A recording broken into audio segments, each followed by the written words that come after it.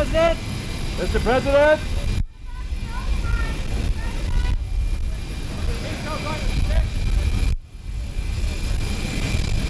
Mr. President. President, what about Mr. the override? President, you lost. You lost. Why? The override. Will it fix? Let it go. Hey, if you'd want you to talk to us, come talk to us now. Jim. How come you lost? How come you lost? The big spenders won. Can you win in the Senate, sir? Will it stick? You think it'll stick?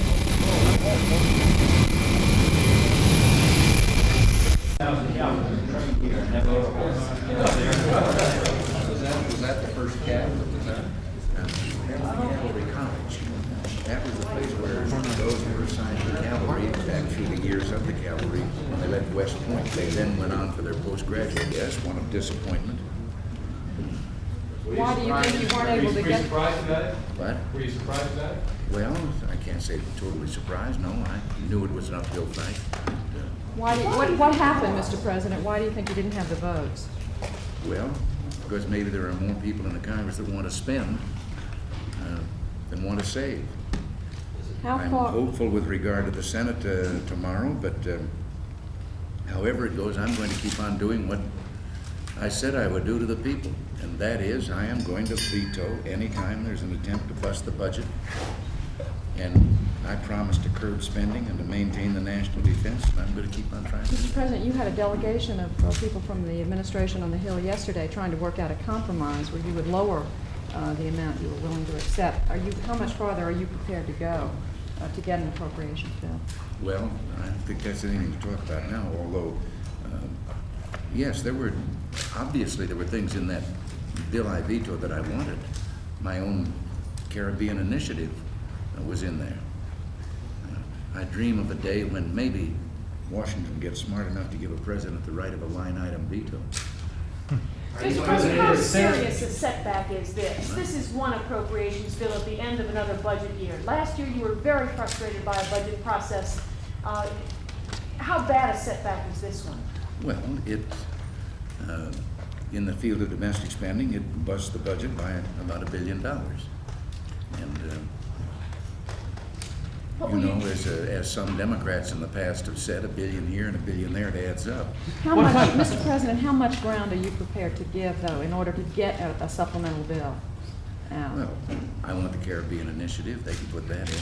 What about for the elderly, jobs for the elderly and student loans? Yes, this one slipped by me. I happen to believe in that program, and I gave them word that I would support that. The President of the United States.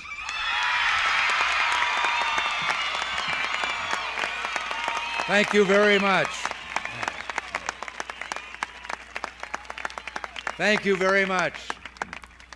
Thank you, Dick Richards, Mrs. Orrin Hatch, Congressman Jim Hansen and Dan Marriott, and our state chairman of the Republican Party, Chuck Ackerlow. It's good to be in Hooper. And that's good that all of you would come out here, particularly under these circumstances, for this meeting. You know, this is almost as big a crowd as an Osmond family reunion. Now, just out in back here, before I came up, I was made a member of the Weber County Sheriff's Mounted Posse. I'm greatly honored. I'm also relieved, because when they rode up, I thought maybe I had done something wrong and was going to get put in the slammer. I thought Tip O'Neill might have arranged to take me out of circulation for a while. But now, with this badge that they gave me, maybe I could stop some of the highway robbery that's going on in Washington.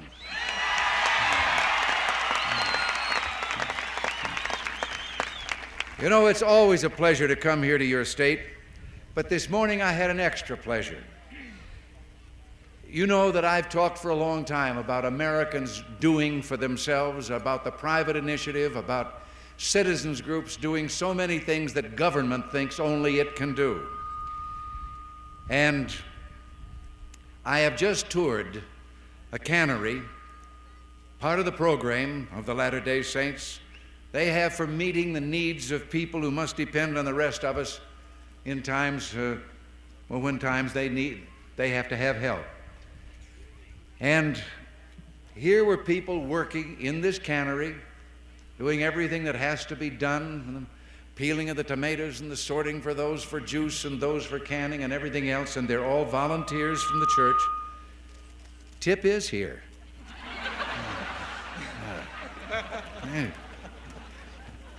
They doing all of that, all of the things that are canned, all of the produce is raised again by the volunteers from the church and picked by the volunteers from the church and then brought in, and the church distributes this to people who truly have a need for it. No costly bureaucratic overhead, and those who make this program possible work at the same time to help the needy among you become self-supporting while they care for them until that can take place. It's an idea that once characterized our nation. It's an idea that should be reborn nationwide.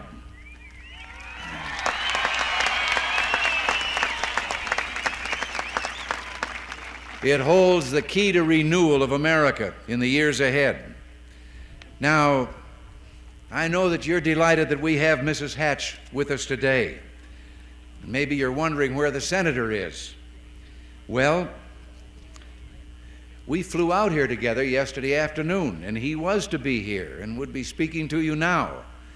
But last evening, word came that the Senate might be short of votes to sustain the veto that I had made of a spending bill, and a bill that I felt could begin to set a pattern for future budget busting. And without any hesitation, Orrin climbed on a plane and went back to Washington where he was needed. So your senators are there where they voted. I regret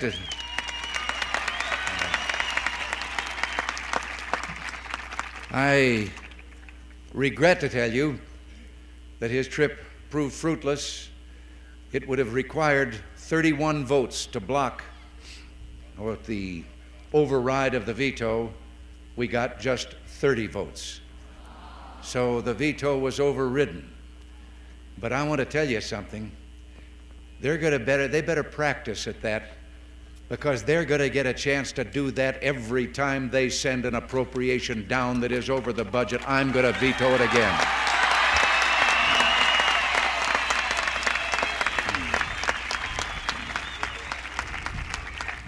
One of the reasons I came here today, I'm sure you know how essential it is for all that we're trying to do in Washington. And to tell you what Orrin is doing, your senator, and why you should send him back there. His proposal for a constitutional amendment to balance the budget is one of the most important bills to pass the Senate this year. And I defy anyone to tell me why it doesn't make common sense that the federal government should start restricting its spending to be within the limits of its revenues. Traditionally, the Labor and Human Resources Committee is the big spending operation in Washington. Well, with Orrin Hatch as chairman, that committee now has been responsible for 25% of the budget cuts that we got last year. And in addition to that, he serves on the Budget and Judiciary Committees and is a member of the Select Committee on Small Business. He was floor leader of the Balanced Budget Amendment when it passed the Senate. I think he deserves a second term.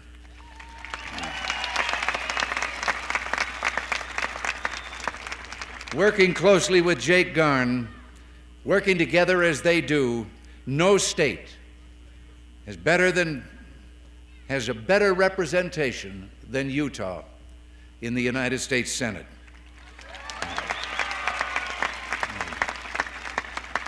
Now, we've started to turn America to a different course.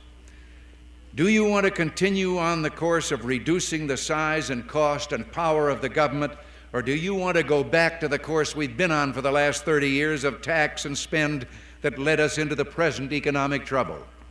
I think I know your answer. 20 months ago, spending was out of control. It was increasing at a rate of 17% a year. We've cut that rate in half in these 20 months. Inflation had been double-digit, back-to-back, 2 years in a row. It was 12.4% 20 months ago. It's now 5.4% for so far this year, since January. Do you know what that would mean to a family, say with an income of $15,000, a family of four? They have $1,000 more purchasing power just from the reduction of inflation than they would have had if inflation had stayed at 12.4. Interest rates had reached the highest level in 100 years. The prime rate was 21.5. This, more than anything else, brought on the present recession. The prime rate is now 13.5. In Kansas yesterday, we were informed that one of the top half dozen federal savings and loans organizations in the country, the Capital Federal Savings and Loan there, had just brought down its own interest rates to 12.75 for people who wanted to borrow for mortgages and investments, and this is well below the going rate. In Kentucky, 25 banks got together and made loans available at well below the ongoing or the present rate of interest for people who wanted to buy automobiles. 90-day Treasury notes a few weeks ago were 15.5 interest that we were paying on those notes. Today it is less than 8. And with your votes, you helped bring that about. Don't stop now. In the House of Representatives, where we're still a minority, Jim Hansen and Dan Marriott have been instrumental in reducing this burden of government. They played a major role in getting our economic recovery program through the House last year. In all the previous recessions since World War II, the Democrat leadership has resorted to the quick fix, the artificial stimulants of government spending. And we've had only one balanced budget in 22 years. Our debt is more than $1 trillion. And after each quick fix, it seemed that there would be a recovery, but in about 2 years there would be another recession, and it would be deeper and worse than before, with more unemployment and a higher inflation rate. Unemployment didn't just come upon us in this recession. Unemployment has actually been building in America for 15 years. It's averaged 7% or better for more than since 1976. I campaigned in 1980 in cities in this country where the unemployment rate was already 20%. In Detroit, it was 18%. And I remember calling what we were seeing then a depression. And the then incumbent president corrected me publicly and said that there was a difference between a depression and a recession, and gave me one of the happier lines I had in the campaign, because I replied that yes, I knew there was a difference. A recession was when your neighbor was unemployed. A depression was when you were unemployed, and recovery would come when he was unemployed. But the answer lies in a solid recovery that is based on reduced government spending, on a reduction of the percentage of the people's earnings that government is taking in taxes, and incentives to get the wheels of industry turning again. Now, our opponents, when we launched that economic recovery program that these two congressmen helped so much with, as did Orrin Hatch and Jake Garn, our opponents said that the program was a failure. But they were a little ahead of themselves, because the program didn't go into effect until last October, and they were saying this in July and August and September. Well, the first phase went in October, and already I've told you of the changes that have taken place in inflation and the interest rates and so forth. But there are others. Last month, housing starts went up 34%. 4 months in a row, we've had the economic indicators that indicate whether you're coming out of a recession. For 4 months in a row, they've been going up, and that hasn't happened for a long time. The real earnings of the people, discounting for inflation, the real earnings are going up and have been going up now for the first time in a number of years. The rate of personal savings has gone up above 7%. We've been the lowest among the industrial savings in the ability of our people to save any of the money that they earn. What that means is billions of dollars over a period of time in the capital pool that can be called upon for investment, so that when government has to borrow for the deficit that will still continue for a while, we won't be taking all of the money and making it impossible for business to expand and provide the jobs that we need. In spite of the recent tax reform, which was only an adjustment of the tax cut that was passed last year, you will be getting over the next 3 years $335 billion in additional tax cuts. This year, if it was averaged out, the average person has $400 more in tax savings because of that program than they had before. And next year, even with this tax reform, that'll go up to $788. And following that, indexing is to come, which is going to make it impossible for government to profit from inflation by shoving people up into higher income tax brackets just because they get a cost of living pay raise.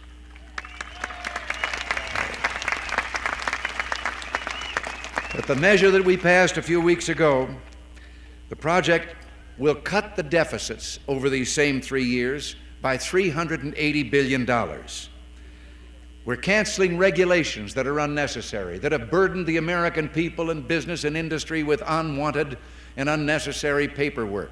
So far, the task force that's doing that under George Bush has saved the people of this country 200 million man-hours of filling out government forms. So far, it has saved $6 billion. We have another task force that is working on fraud and waste. They have brought thousands of indictments. They have done thousands of audits. They have found thousands of people receiving government benefit checks who've been dead for 7 years. They have saved so far in the last 6 months $5.8 billion. Brigham Young once said, "The framers of the Constitution laid a foundation, and it was for after generations to rear a superstructure upon it. It was," he said, "our progressive, gradual,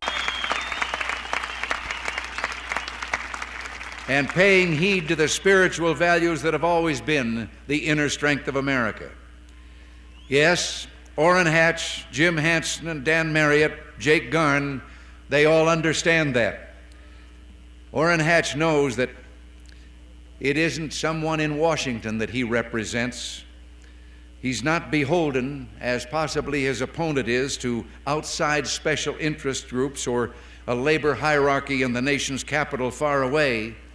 He is responsible to the workers and the ranchers and the people of this, his own state of Utah.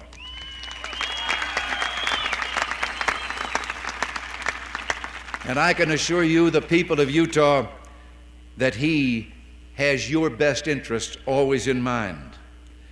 There are other very important problems to be dealt with, and I'll make it fast because it is beginning to get damp, isn't it? But these are things that perhaps don't have so much to do with the economy. They have to do with our role in the world in regard to peace. I just talked this morning by radio phone to the commander of our Marines. They are safely back on board the ship in the 6th Fleet in the Mediterranean now, after the great duty that they performed in Beirut.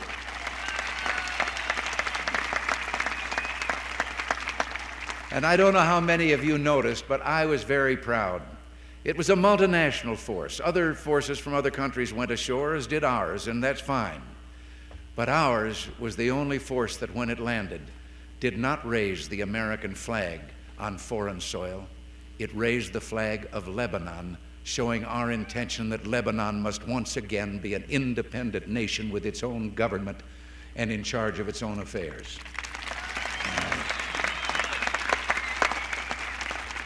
But there are other matters that all of us up here must take up. The matter of prayer in schools. I don't think God should ever have been expelled.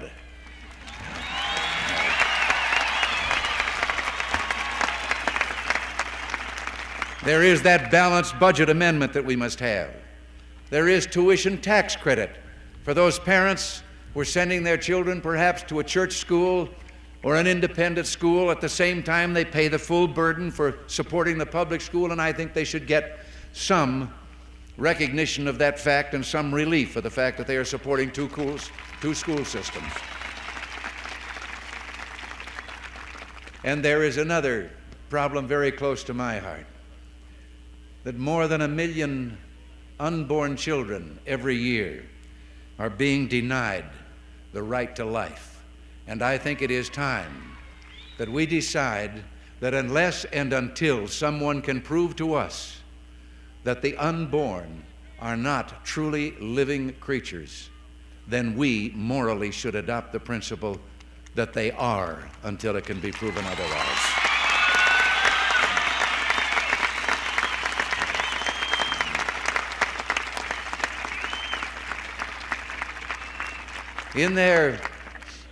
In their triumph yesterday, and when the House overrode my veto, the leadership, Tip O'Neill and his cohorts, went public with their statements that I was hard-hearted and that they were standing in the way of my imposing on the poor and the needy and so forth.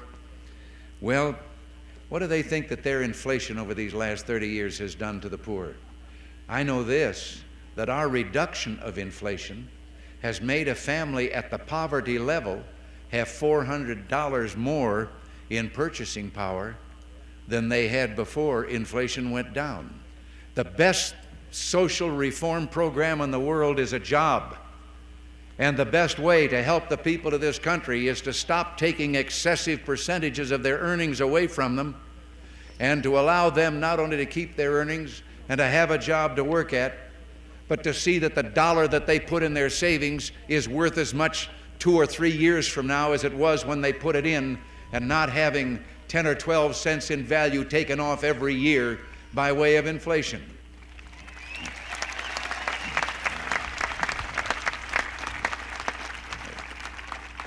Well, these are some of the things we're trying to do and some of the things that I think so far we've been succeeding in doing, but let me make it plain. We couldn't do a single thing without your support and help. It is you, the people. And when they hear in Washington from you, the people, they heed what it is you want. Very simply, the policy of our administration is this government of ours was created to be a convenience for the people, serving at the behest of the people. It was not supposed to be the master of the people, and we're going to get it back to being as convenient as we can and get rid of that master complex as quickly as we can. We owe that much to all of you for your having sent us there. God bless you and thank you very much. Thank you. I talked too long. Thank you very much. Oh, he says I leave now. Well,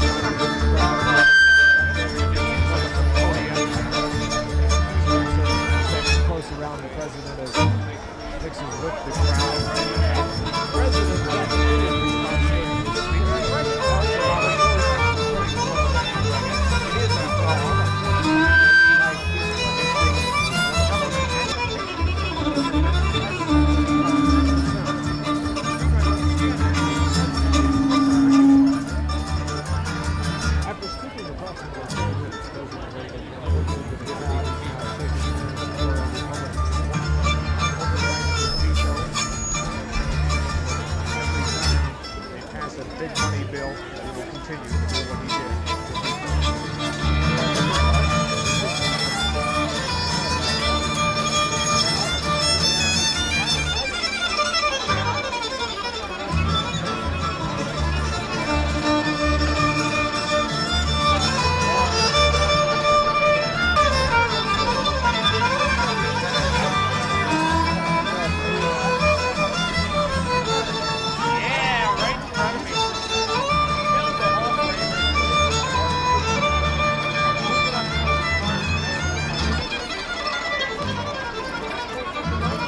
Let's give President Reagan another great round and cheer.